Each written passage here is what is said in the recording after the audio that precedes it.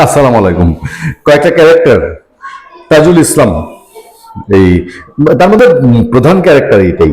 তাজুল ইসলাম আন্তর্জাতিক অপরাধ ট্রাইব্যুনালের সাবেক চিফ প্রসিকিউটর, এবং এই পদে যাওয়ার পরে মুইকি হুনুরে ভাবটা যে ধরেছিল না, মানে রাষ্ট্রের সব গুরুত্বপূর্ণ বিষয়ে মনে হয় যে তার তার নখ দিয়ে এটা মানে ছোঁয়া লাগতে হবে, তার হাতের ছোঁয়া ছাড়া এটা হয় না, এমন হম্বিতম্বি। এবং যেহেতু জামাতের প্রোডাক্ট, ইসলামী ছাত্র শিবিরের প্রোডাক্ট, এবং ইউনূস সরকার জামাতের সরকার ছিল, আবার ইউনূসের ছায়া, ইউনূসের সঙ্গে দেখা হয়, কথা হয়, ইউনূসের সমস্ত এজেন্ডা বাস্তবায়ন করে, ফলে ওই হিরো, মানে জামাত আমলের হিরো, ইউনূস আমলের হিরো তাজুল ইসলাম, তাদের বাসায় বেসিক্যালি বিএনপি আসার সঙ্গে সঙ্গে জিরো।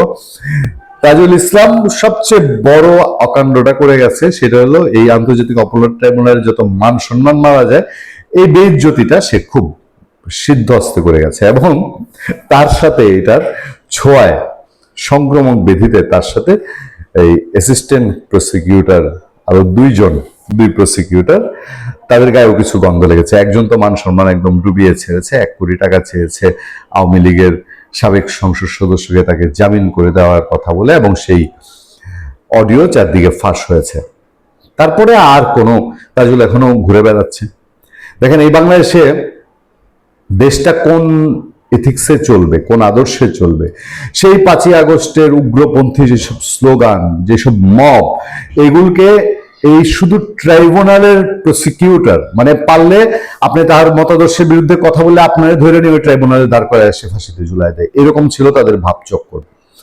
দেশটারে জাহান্নাম বানায় শেষ পর্যন্ত এই এজেন্ডা, মানে কুউদ্দেশ্য যে কখনো সফল হয় না, এই ট্রাইব্যুনালের বেইজ্জতি করে গেছে কিনা, এটা এখনের ট্রাইব্যুনাল চিফ প্রসিকিউটর তার কথাতেই বোঝা যায়। ট্রাইব্যুনালের ভাবমূর্তি রক্ষায় কোনো ছাড় দেওয়া হবে না, মানে ভাবমূর্তি ইতিমধ্যে ঝুঁকির মধ্যে আছে, তাই তো? ভাবমূর্তি ঝুঁকির মধ্যে না থাকলে তো আর রক্ষার বিষয় আসে না। স্মুথ ক্যারিয়ার, যে যা স্মুথ ইমেজ সমাজের মানুষটি, যেটা যে মাথা ফুলিয়ে, মাথা উঁচু করে ঘুরে বেড়ায়, তার তো পাহারাদার রেখা টেনশন করার দরকার নেই।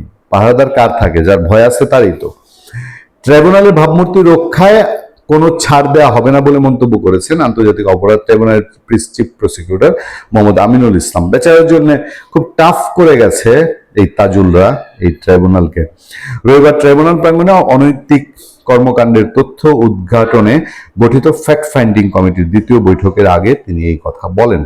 চিফ প্রসিকিউটর মোহাম্মদ আমিনুল ইসলাম জানান, ট্রাইব্যুনালের বিচারের স্বচ্ছতার স্বার্থে যা যা করণীয় এবং যেসব পদক্ষেপ প্রয়োজন সবই নেওয়া হবে। বিতর্কের জন্ম দিতে পারে এমন কোনো কাজ থেকে বিরত থাকার চেষ্টা করা হবে না।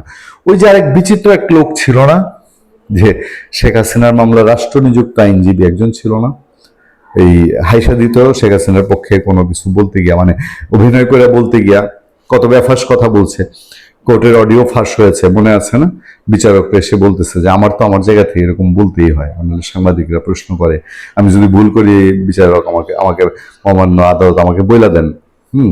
তো এরকম ক্যারেক্টারে কিলকিল করতো এখনকার চিফ প্রসিকিউটর আমিনুল ইসলাম। তিনি বলছেন, প্রত্যেক মানুষের ক্ষেত্রে যেন ন্যায় বিচার নিশ্চিত করা যায় সে চেষ্টা করা হবে। কোনো নির্দোষ ব্যক্তি যেন হয়রানির শিকার না হন এবং কোনো অপরাধী যেন পার পেয়ে না জানে, এই লক্ষ্য থেকে ট্রাইব্যুনালের স্বচ্ছতা অত্যন্ত গুরুত্বপূর্ণ। ভাবমূর্তি রক্ষার কোনো ছাড় দেওয়া হবে না। এই কথাটায় আমি আরেকটা আভাস পাই, ইতিমধ্যে সরকারের পক্ষ থেকে দায়িত্বশীল লোকজন, ইভেন স্বরাষ্ট্রমন্ত্রী বা অন্যরাও বলেছেন, সেই যে truth commission, truth and reconciliation commission, সেই কমিশনের আবার যে হ্যাঁ, সত্যিকার অর্থে কোনো নির্দোষ ব্যক্তি এই জন্য হয়রানির শিকার না হয়, এটা তো ইউনূস আমলে অহরহ হয়েছে। আর এখন বাংলাদেশের মানুষ চাচ্ছিল যে সত্যিকারের অপরাধীরা আইনের আওতায় আনুক। যাক, ট্রাইব্যুনালের মান বাঁচিয়ে আমিনুল ইসলামরা এই জায়গায় লক্ষ্যে পৌঁছাবেন, সেই প্রত্যাশাই সবার। ভালো থাকবেন, সুস্থ থাকবেন। আপনাদের সাথে আমি আতিক রহমান, পূর্ণিয়া।